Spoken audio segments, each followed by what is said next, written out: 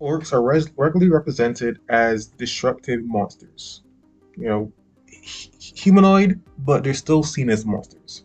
In the current year, we are moving away from that representation. We're now seeing orcs as tattoo artists. We're now seeing orcs as civilians. But some people, even if they're moving towards orcs as people, they still want a touch of that history in there.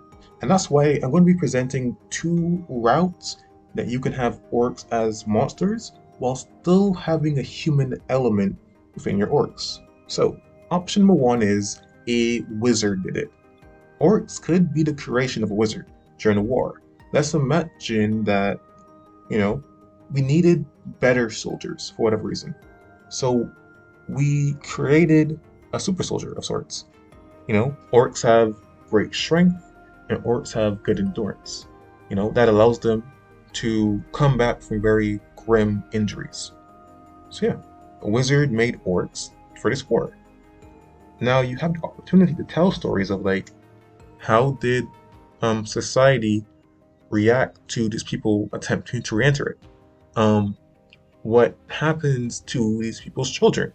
Even if they got this transformation from war, their children inherit orcishness and they're now just born as orcs. So what's going to happen there? There's a whole host of stories that can be told either as the main story or a subtle subplot. Now, option number two is orcs as a force of nature, or almost as like a transformation. Like, what if when people are very sadistic and lust for violence, they see themselves transform into orcs? Not by any spell work or any actual practitioner being them, but it's a natural consequence of repeated or intentional violence.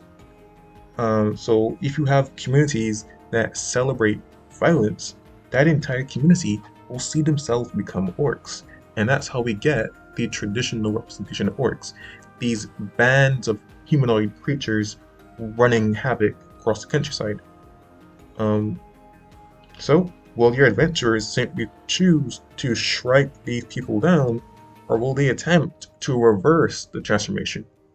You see, there's now options of how you can engage with the orc, or that's not just reducing its hit points to zero. So yeah, these are my suggestions.